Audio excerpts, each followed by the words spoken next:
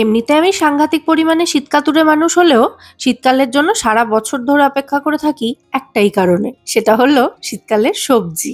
বাজারে যেদিকে তাকাই রং বেরঙের কত রকমের সবজি, তার মধ্যে থেকে ফুলকপি আর পেঁয়াজকলি আমার সব থেকে প্রিয়। শীতের ফ্রেশ ফুলকপি বাজারে দেখতে পাওয়া থেকে প্রত্যেক সপ্তাহে অন্তত 2 থেকে 3 দিন তো আমি ফুলকপি বাড়িতে আনি। আজও ছিল সেই রকমই একটা দিন। ওই দেখুন, গল্প করতে করতে পুরো ট্র্যাক চেঞ্জ করে ফেলেছি, কি রান্না করছি সেটাই কিছু বলা হলো না। তবে ভিডিও শুরুতে বগল দাবা করে দুটো ফুলকপি এনেছি দেখে আপনারা নিশ্চয়ই বুঝতেই পেরেছেন যে আজকে ফুলকপি দিয়ে কিছু একটা হচ্ছে। তার আগে আমি কয়েকটা টমেটো কেটে নিয়েছি আর গ্যাসে আগেই ফ্রাইং প্যান গরম করতে বসিয়ে দিয়েছিলাম। এবার এই গরম ফ্রাইং প্যানের মধ্যে 1 টেবিল চামচ মতো সাদা তেল দিয়ে তার মধ্যে 1 টেবিল চামচ মতো ছোলার ডাল আর 1 টেবিল চামচ মতো বিউলির ডাল দিয়েছি, সাথে 1 চা চামচ মতো গোটা কালো সর্ষে দিয়েছি। এগুলো একটু ভেজে নেওয়ার পর ছোট টুকরো করে কেটে রাখা টমেটোগুলো দিয়েছি। এখানে 6-7টা ছোট সাইজের টমেটো নিয়েছি আমি। সামান্য একটু আদা গ্রেট করে দেব, ওই 1/2 ইঞ্চ মতো, খুব বেশি দেওয়ার দরকার নেই। আর নিয়েছি এখানে 3টে শুকনো লঙ্কা, শুকনো লঙ্কাগুলো 2 টুকরো করে দিয়েছি। স্বাদ অনুযায়ী নুন দিয়েছি, 1/2 টিস্পুনের একটু বেশি দিয়েছি নুনটা। নুন পরে প্রয়োজন হলে আরও একটু বাড়িয়ে দেওয়া যাবে। তো সমস্ত উপকরণ একসাথে ভালো করে মিশিয়ে দিচ্ছি। এটা দিয়ে আজকে একটা চাটনি বানাবো। তো এর মধ্যে দিয়ে দিচ্ছি আমি অল্প একটু তেঁতুল। টক ঝাল মিষ্টি একদম চটপটা স্বাদের একটা দারুণ চাটনি হবে। যাই হোক, সমস্ত উপকরণ ভালো করে মিশিয়ে দিয়ে টমেটোগুলো একদম নরম হওয়া পর্যন্ত এগুলোকে লো ফ্লেমে ঢাকা দিয়ে রান্না করব। তো ওদিকে টমেটোটা নরম হতে থাক, ততক্ষণে এদিকে আমি আটা মেখে নেব। তো আমি একটা বড় পাত্রের মধ্যে 4 কাপ পরিমাণে আটা নিয়ে নিচ্ছি। এখানে মোটামুটি 600 গ্রাম মতো আটা রয়েছে। আটার মধ্যে দিয়ে দিলাম 1 টিস্পুন মতো নুন, বা স্বাদ মতো দিতে পারেন। তারপর পরিমাণ মতো জল দিয়ে আটাটা একদম নরম করে মেখে নেব। রেগুলার রুটি পরোটার জন্য আমরা যতটা নরম করে আটা বা ময়দা মেখে থাকি তার থেকেও সামান্য একটু বেশি নরম করে আটাটা মাখতে হবে। তো এতক্ষণ পর্যন্ত যেমনভাবে আটাটা মেখেছি এটা হচ্ছে রেগুলার রুটি পরোটা বানানোর সময় আমরা যেরকম আটা মাখি সেরকম সফট করে মাখা। আর এরপর এর মধ্যে আরও একটু জল দিয়ে আবারও ভালো করে ঠেসে নিচ্ছি, তাতে এই ডোটা আরও একটু সফট হয়ে যাবে। আর সেটা হবে পুর ভরা পরোটার আটা। আজকে বানাবো এই সিজনের প্রথম ফুলকপির পরোটা। একেবারে আমি যেভাবে এই ফুলকপির পরোটা তৈরি করি সেই পদ্ধতিটাই আজকে আপনাদের সাথে শেয়ার করছি। তো ওদিকে আটাটা মাখা হয়ে গেছে, ওটাকে ঢাকা দিয়ে রেখে দিচ্ছি। আর এদিকে এতক্ষণে মোটামুটি মিনিট 5 আমি ঢাকা দিয়ে এটাকে রান্না করেছি। টমেটোটা কিন্তু খুব সুন্দরভাবে সফট হয়ে গেছে। তো এবার গ্যাসের ফ্লেমটা অফ করে এটাকে সম্পূর্ণ ঠান্ডা হতে দেব। আর এর পরবর্তী কাজ হচ্ছে ফুলকপিগুলো গ্রেট করে নেওয়া। তো ফুলকপির ফ্লোরেটসগুলোকে আমি এভাবে ছাড়িয়ে নিচ্ছি, মানে ফুলগুলোকে। এই ফুলগুলো ছাড়ানোর সময় চেক করে নেবেন ভালো করে যে ফুলকপির মধ্যে পোকা আছে কিনা। যদিও মরশুমের প্রথম ফুলকপি, এখনো হয়তো পোকারা ঠিক করে ফুলকপির সন্ধান পায়নি, এরপর থেকে ফুলকপিতে পোকা দেখা যাবে। যাই হোক, ফুলকপির ফুলগুলো ছাড়িয়ে নেওয়ার পর খুব ভালো করে আমি ধুয়ে নিয়েছি ওগুলোকে। এবার একটা গ্রেটারের সাহায্যে এগুলোকে গ্রেট করে নেব। ফুলকপির ফুলের সাথে যে ডাঁটিগুলো আছে সেগুলোকে কিন্তু সম্পূর্ণ গ্রেট করব না, ওগুলোকে রেখে দেব, আগামীকাল ডাঁটা চচ্চড়ি বানাবো। এখানে আমি ডাঁটি বলতে যে অংশটা ধরে ফুলকপিটা এখন গ্রেট করছি সেই অংশটাকে বোঝাচ্ছি। দেখুন, গ্রেটারের ছোট মুখটা দিয়ে ফুলকপিটা একদম সুন্দরভাবে গ্রেট করা হয়ে গেছে। তবে গ্রেটারের সাহায্যে এভাবে হাত দিয়ে গ্রেট করাটা একটু কষ্টসাধ্য, তাই যদি আপনাদের বাড়িতে এরকম ম্যানুয়াল চপার থাকে তাহলে তাতেও চপ করে নিতে পারেন ফুলকপিগুলোকে, তাতে কিন্তু কাজটা খুব ইজি হয়ে যাবে। ওদিকে মেয়ে স্কুল থেকে এসে গেছে আর ফুলকপির পরোটা হচ্ছে দেখে আমার আশেপাশে ঘুরঘুর করছে। ফুলকপির পরোটা ম্যাডামের খুব পছন্দের। তো এই যে এইভাবে ম্যানুয়াল চপারের দড়ি ধরে মারো টান, ফুলকপি হবে খান খান, খুব ইজিলি হয়ে যাবে কাজটা। আর দেখুন কত সুন্দর একদম ইভেনলি চপ হয়েছে কিন্তু। আর একদম শেষের ব্যাচে যখন আমি ফুলকপিগুলোকে চপ করছি এর মধ্যে দিয়ে দিচ্ছি ধনেপাতা, বেশ খানিকটা দিচ্ছি। ধনেপাতাগুলো এভাবে ছিঁড়ে ছিঁড়ে দিয়ে দিয়েছি হাত দিয়ে। আর এর সাথে দিয়ে দেবো কাঁচা লঙ্কা, 2 বা 3টে কাঁচা লঙ্কা দিতে পারেন এখানে। আর যদি বাচ্চারা খায় তাহলে আরও কম করেও দিতে পারেন। আর তার সাথে দিয়ে দেবো এখানে 1.5 ইঞ্চ মতো আদা। আদাটা এভাবে গ্রেট করে দিচ্ছি। ফুলকপির তুলনায় আদা যেহেতু একটু শক্ত, তাই যদি ভালোভাবে গ্রেট না হয় সেই কারণে আদাটা আগে থেকে গ্রেট করে আমি এর মধ্যে দিলাম। তো এই ব্যাচটাও গ্রেট করা হয়ে গেছে, এবার সমস্ত কিছুর সঙ্গে মিশিয়ে দেবো। আর দেখুন, খুলতে গিয়ে চপারটা খানিকটা ফেলেও দিয়েছি, খুব বেশি পড়েনি যদিও, কিন্তু এই কাজ করতে করতে এদিক ওদিক ছড়িয়ে গেলে জায়গাটা একটু মেসি হয়ে যায়, সেটাকে আবার পরিষ্কার করতে হয়, এটাই একটু ঝামেলার আর কি, মানে ঝামেলা বাড়লো, মোদ্দা কথা হচ্ছে এটাই। তো ফুলকপির পরোটার পুর বানানোর জন্য ঝামেলার কাজ যা যা ছিল সব তো হয়েই গেছে, মানে সবজিপাতি যা যা গ্রেট করার ছিল সব হয়ে গেছে। এবার মশলাগুলো বের করে নিলাম। মশলার মধ্যে দেব প্রথমে 1 চা চামচের একটু বেশি পরিমাণে ভাজা মশলা গুঁড়ো, তার সাথে 1/2 টিস্পুন মতো দিলাম গোটা জিরে, 1/2 টিস্পুনের একটু বেশি দিচ্ছি গোটা জোয়ান, জোয়ান তো গোটাই দিতে হয়। জোয়ানটা 2 হাতের তালুতে এভাবে একটু ঘষে দিলাম, তাতে জোয়ানের ফ্লেভারটা খুব ভালো আসবে। আপনারা একটু হিংও অ্যাড করতে পারেন। তো সমস্ত উপকরণ খুব ভালো করে মিশিয়ে নিচ্ছি। এরপর এর মধ্যে দেব নুন, নুনটা সবার শেষে অ্যাড করব। পারলে এরকম সমস্ত মশলা মেশানোর পর ফুলকপিটাকে 5 থেকে 10 মিনিটের জন্য রেখে দেবেন, তারপর নুনটা অ্যাড করবেন।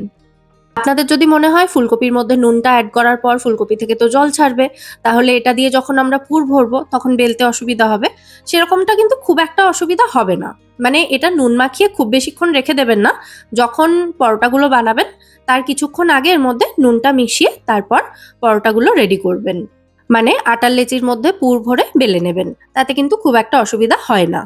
আর যদি তাতেও মনে হয় যে অসুবিধা হবে, তাহলে ফুলকপিগুলো গ্রেট করার পর অল্প একটু নুন মাখিয়ে রেখে দেবেন কিছুক্ষণ, 5-10 মিনিট মতো রাখলেই ফুলকপি থেকে যেটুকু জল ছাড়বে সেটুকু হয় ফুলকপিগুলোকে হাত দিয়ে চেপে অথবা একটা পাতলা সুতির কাপড়ের মধ্যে রেখে চেপে জলটা বের করে দেবেন। মানে এক্সট্রা যে জলটা ফুলকপি থেকে বেরোবে সেটা ফুলকপি থেকে বের করে দিতে পারেন।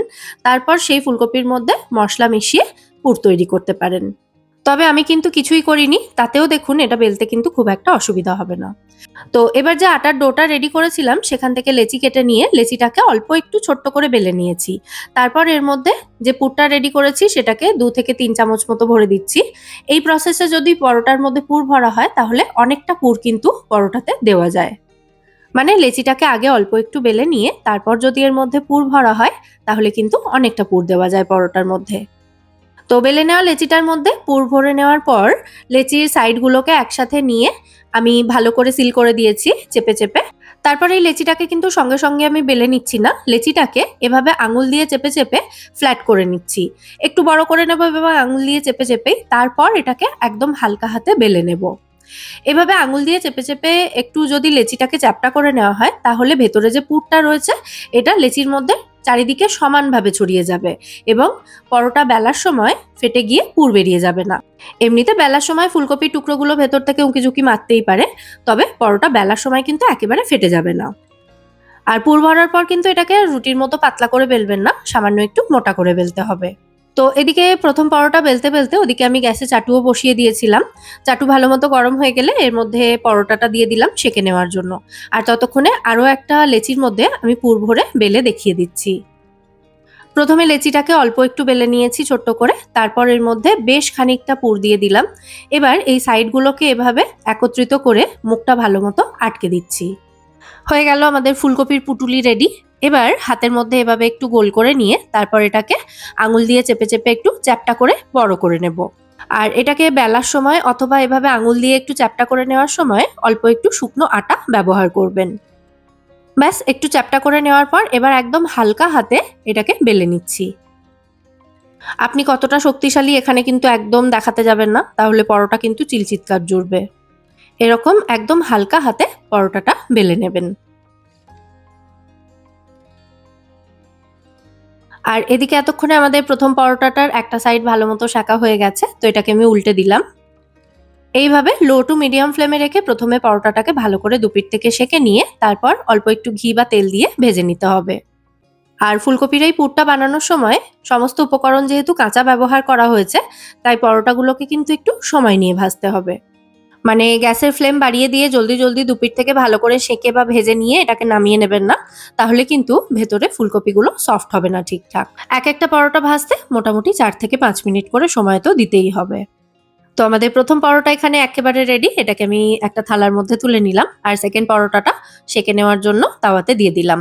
এদিকে চাটনির জন্য যে সমস্ত উপকরণ রেডি করে রেখেছিলাম সেগুলোও কিন্তু ঠান্ডা হয়ে গেছে।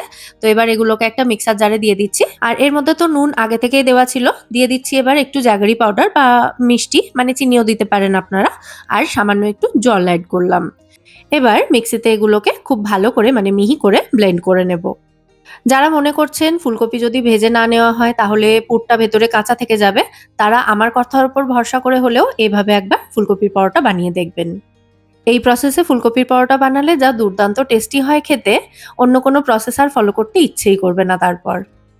যাই হোক, আমাদের সেকেন্ড পরোটাও এখানে একদম রেডি হয়ে গেছে, তো এটাকেও আমি থালার মধ্যে তুলে নিলাম।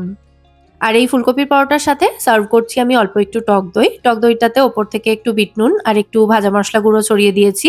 তার সাথে যে চাটনিটা তৈরি করেছিলাম সেটাও দিয়ে দিচ্ছি। আর সবশেষে সবথেকে ইম্পর্টেন্ট জিনিসটা দেব, সেটা হলো আমার তৈরি করা মারওয়ারি স্টাইল আমের আচার, যেটা ছাড়া আমার বাড়িতে পুর ভরা যে কোনো পরোটা খাওয়া একেবারেই অসম্পূর্ণ থাকে।